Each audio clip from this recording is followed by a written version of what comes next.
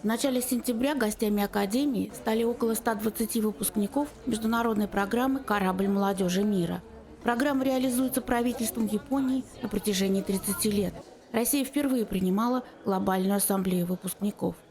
Реализация целей устойчивого развития ООН была в центре деловой повестки. Президентская академия является национальным координатором сети по разработке решений для устойчивого развития Sustainable Development Solutions Network.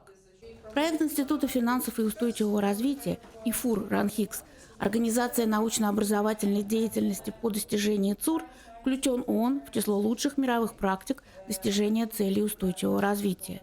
Заявка института стала единственной от России, попавшей в число лучших мировых практик достижения ЦУР. Также в этом году ИФУР РАНХИКС начал подготовку специалистов по уникальным программам, управление проектами устойчивого развития и международное сотрудничество на принципах устойчивого развития. Корабль молодежи мира – это больше, чем образовательный проект. Это сеть людей, берущих на себя ответственность за глобальные проблемы и помогающих сделать наш мир лучше. На ассамблее в Москве встретились 3 выпускника второго потока программы. Их знакомство на корабле молодежи мира в 1990 году переросло в крепкую дружбу.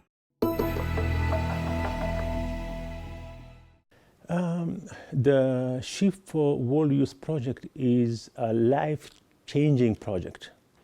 And I'm as an educationalist and a profession in human resource development, it always has been my passion to contribute in developing people. And Ship for World Youth program is one of the mechanisms where they develop leaders for future and make changes in people's life.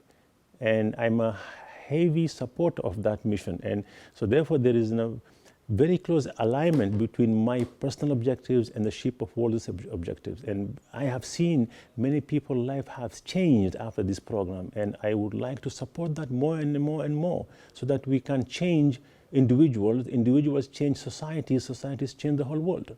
For the betterment, of course. Yes.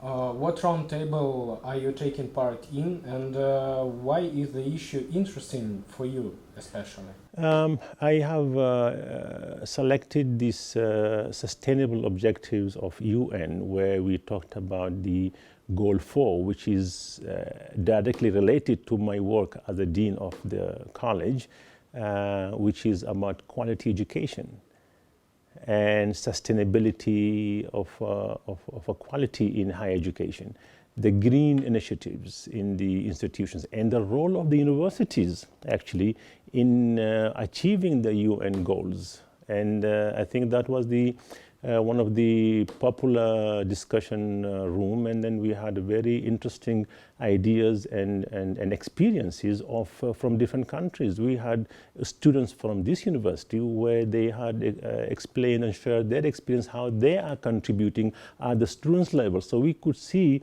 a lot of initiatives coming out from the new generation, which is, I think, a good news for the countries altogether, that, you know, I started in 1990. That was the time when you had the separation in Europe that was overcome by efforts of all sides, and it planted the friendship with many people that are here today also. We have, from my Ship for World Youth 2, we have 9 people here. And we had a recent reunion with 40 people coming from all different countries, and we keep the friendship. And it's basically because this way, the land, if you look at a map, it's not just the name of a country, faces come up if you know the people there. And you get a direct relation to those people that live there. You have a first-hand information different than the information you get through the media. And that has a lot of impact on how I perceive the world, how I approach my people. As a doctor, I have in Switzerland, I have also refugees from Iraq and Syria, which I'm treating with rheumatoid arthritis. Some of them don't speak a language. And just having been exposed to the mentality, it's easier to work with them, to understand their needs, to translate the opportunities I can give as a doctor to them. So this event now here is is in a way trying to expand the impact of the program, because many countries have post-program activities. They have alumni clubs which do non-profit and non-governmental programs to support other countries, like Mexico has supported in earthquakes, other countries, and Oman has done that. And so it's not just being fun, meeting old friends again, it's also trying to keep on the spirit, trying to reach out to make this world smaller, which is from many other forces falling apart.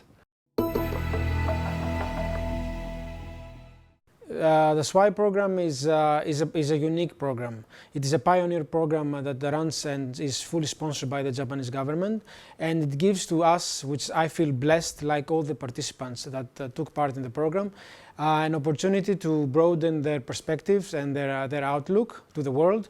It creates new leaders in different positions. And what was your goal topic for today's roundtable? I was always interested in environment and climate change. So I was very lucky today that I chose and I was in this seminar group participation with very, very honorable professors. Although the time was limited, I wish we could spend the whole day and even tomorrow. I got to know a different perspective of how Russian professors think about this. We had a very fruitful discussion about this topic, and I learned, of course, a lot of things about the country that I'm hosted now, and also apart from the participating youth, I mean, now my friends, there were other people as well, so I learned their perspective about the climate and the climate change. Well, the Ship of World Youth, I'm, as they call, one of the dinosaurs. I did the Ship of the World Youth program in 1990, which is almost 30 years ago. So I'm the batch 2 of almost 30 years ago. And I realized in the course of the time when we reconnected how important this program has been on my life, and being in exchange with my international friends is becoming more and more important. And so I decided to join this Global Assembly, which is the first one I do. Please share with us your activities at home. What do you do for the planet, let's say, for the society, for yourself? Well, talking about the goals that we're discussing today, I think I'm the one who takes care of looking at your daily actions, actually. What can you do to work for the improvement of environment and social change, and being responsible for your actions, which have an impact on many goals which we're discussing today.